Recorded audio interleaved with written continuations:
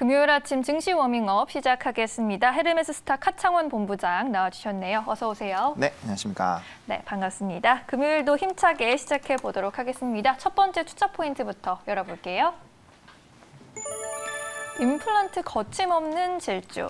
올해 초부터 임플란트 관련주 이미 좀 상승세를 이어오고 있죠. 지난 5월에 임플란트 수출이 두 자릿수 급등세를 나타냈나 본데 상승 추세 이어질까요? 네, 충분히 좀 가능하다라고 보고 있습니다. 그래요? 뭐 이제 전반적으로 코로나19에 대한 이런 백신이 유통이 되다 보니까 보복 소비들이 나타나고 있는데 이러한 움직임이 이제 임플란트 쪽에서도 나오고 있습니다.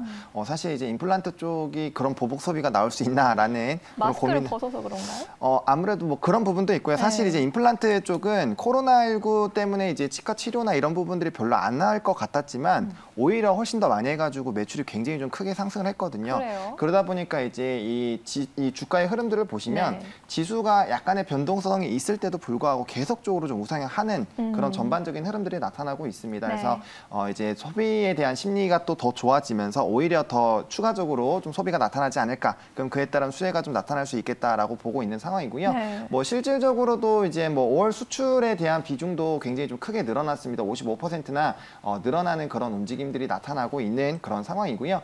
지금 시장에서 코로나19 이제 피해를 받거나 받을 수 있었던 그런 종목군들 그리고 소비와 관련된 종목군들이 워낙 긍정적인 흐름들이 나타나고 있다 보니까 자연스럽게 좀 기대가 될 수 있겠다라고 보실 필요가 있겠습니다.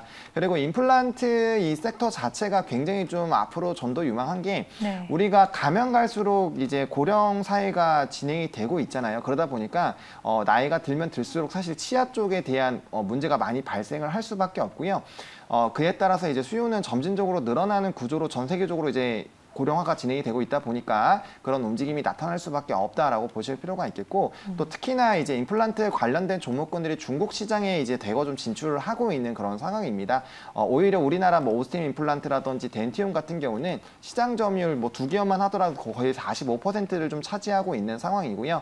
중국은 인구가 굉장히 많습니다. 그리고 아직까지는 우리나라에 비해서도 뭐 인구 대비 비교를 하게 됐을 때 임플란트에 대한 이런 수요가 아직까지는 많이 나타나지 않았고 이제 막 접종이 되고 있는 그런 부분이다 보니까 가면 갈수록 그 시장이 굉장히 좀 커질 수 있겠다라고 보시면 좀 좋을 것 같습니다. 그리고 그 외에서도 지역에서도 이제 관련된 성장들이 좀 기대가 되고 있고요. 특히나 또 임플란트 쪽에서도 이제 디지털화가 좀 대두가 되고 있다 보니까 이런 기대감들 좀 가질 수가 있겠고요.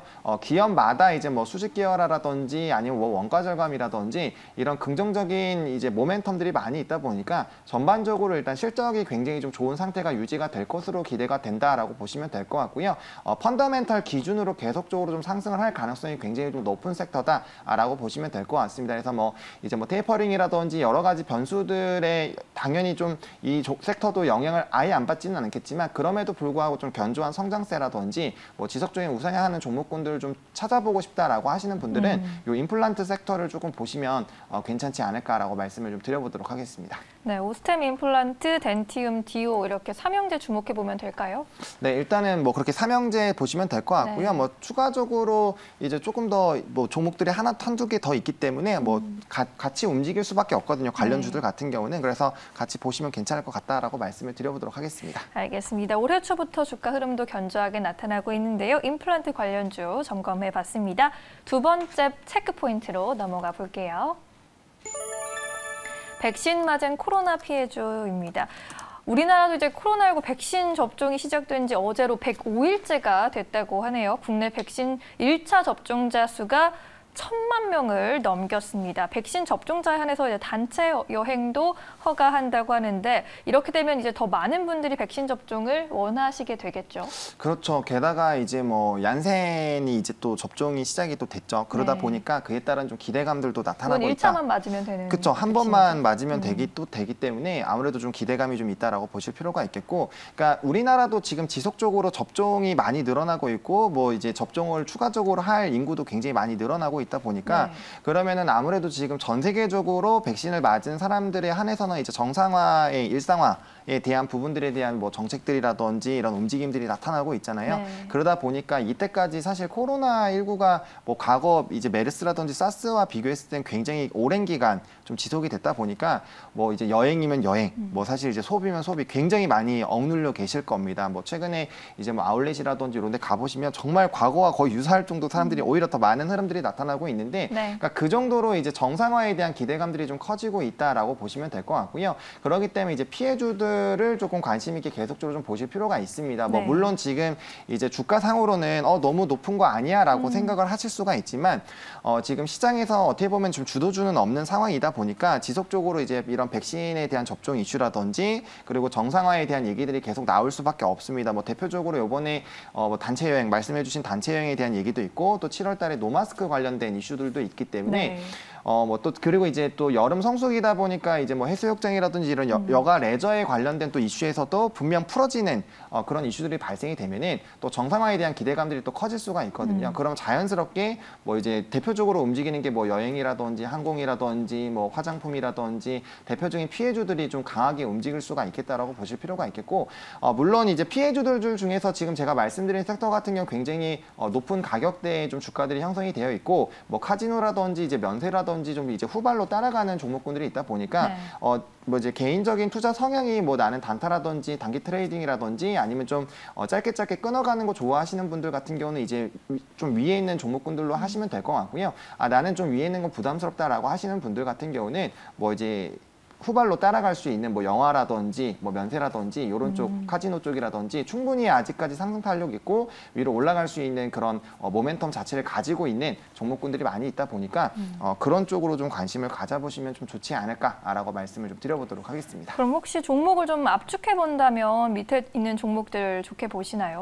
네, 일단은 뭐 여행 쪽에서는 자연스럽게 참 좋은 여행이 좀 대장 역할을 하고 있습니다. 예. 가장 주가가 탄력적으로 좀 나타나고 있다 보니까 네. 자연스럽게 이런 관련된 종목군들 중에서 이제 대장 종목군들을 좀 보시는 게 좀 좋습니다. 그리고 항공 쪽에서는 대한항공을 계속적으로 보시는 게 가장 좀 안정적으로 끌고 갈 수 있지 않을까라고 보고 있는 상황이고요. 뭐 면세 쪽에서는 지금 하단에 나와 있는 것처럼 호텔신라 그리고 이제 영화 쪽에서는 이제 CJCGV가 가장 강하게 움직일 것으로 좀 예상이 되고 있기 때문에 뭐 이런 대표 종목군들을 보시고요. 일단 대표 종목군들과 또 유사한 또 종목군들이 또 많이 있습니다. 그러다 보니까 일단 그 대표적인 종목군들이 움직이게 되면은 관련된 종목군들도 다 같이 움직이기 때문에 그런 흐름들 맞춰서 좀 진행을 해보시면 괜찮지 않을까라고 말씀을 좀 드려보도록 하겠습니다. 네, 그럼 이제 세 번째 포인트로 바로 넘어가 보겠습니다. 플랫폼 시대 관련주 뜨나 인터넷 업종이라고 해야겠죠. 뭐 코로나에 따라서 좀 수혜를 입지 않았나, 언택트이지 않았나 싶기도 한데 플랫폼으로 또 뜰 수 있는 건가요? 그렇죠. 이제 이 사실 인터넷 관련된 종목군들은 네. 요번에 언택트로 굉장히 좀 많이 부각이 되긴 했지만 사실 이제 플랫폼 쪽을 더 집중을 하는 게 맞습니다. 사실 이제 카카오라든지 뭐 네이버라든지 뭐 아프리카 TV라든지 그러니까 이런 플랫폼이 있고 그걸 이제 유저들이 사용을 하는 그런 종목군들을 보시게 되면은 네. 굉장히 사업 범위가 점점 확대가 되고 있습니다. 뭐 사실 미국 쪽에서 이제 아마존으로 좀 생각을 해보시면 좋을 것 같은데 아마존은 뭐 안 건드리는 게 없을 정도로 정말 다양하게 다루고 있잖아요. 맞아요. 그게 이제 사용자가 있는 상황이다 보니까 자연스럽게 어떠한 신사업을 하더라도 사실 어느 정도는 성공을 일단 깔고 밑바탕을 깔고 움직이기 때문에 기업들이 가면 갈수록 커질 수밖에 없는 부분이다라고 보시면 좋을 것 같고요. 예. 일단은 플랫폼 관련된 종목군들이 가장 먼저 이제 떠오르시는 게 아마 광고일 겁니다. 근데 경기 정상화에 대한 움직임들이 나타나고 있고 최근에 이제 광고 관련된 종목군들 뭐 제일계약이라든지 이노션이라든지 뭐 나스미디어라든지 이런 종목군들 보시면 좋았죠. 네, 흐름들이 굉장히 좋아지고 있습니다. 그러니까 그만큼 플랫폼 관련된 종목군들에서도 자연스럽게 이제 광고에 대한 매출들이 좋아지고 있는 상황이기 때문에 이런 플랫폼에 대한 기본적인 베이스를 깔고 간다라고 보실 필요가 있겠고 네. 그다음에 이제 플랫폼을 가지고 있는 기업들 같은 경우는 일반적으로 이제 구독 경제 형식으로 좀 진행이 많이 됩니다. 구독 경제 같은 경우는 뭐 이제 OTT가 집중이 되는 것도 뭐 비슷한 얘기죠. 플랫폼을 가지고 있고 그걸 월 결제액을 한다라는 거는 기본적으로 이제 일정한 유저 수가 생기게 되면은 자연스럽게 일정의 실적이 베이스로 깔려준다라는 거거든요. 그럼 안정적으로 성장을 하게 되고 앞서 말씀드린 것처럼 신사업을 하면 할수록 매출은 점점 커질 수밖에 없으니까 외형 성장이 계속 된다라고 보시면 될 것 같습니다. 그래서 이 플랫폼 관련된 섹터들은 뭐 정말 이 격변하는 이 플랫폼이 새로운 뭐 플랫폼이 생겨서 기존의 플랫폼이 아예 무너지지 않는다라고 가정을 한다면은 앞으로 성장할 수밖에 없다라고 보실 필요가 있겠고, 뭐 네이버나 카카오 같은 거 보시면은 정말 다양한 신사업들을 하잖아요. 뭐 금융부터 시작해서 뭐 이제 모빌리티도 좀 진행을 하고 있고요. 정말 다양하게 좀 진행을 갖고 있기 때문에 특히나 이커머스 쪽이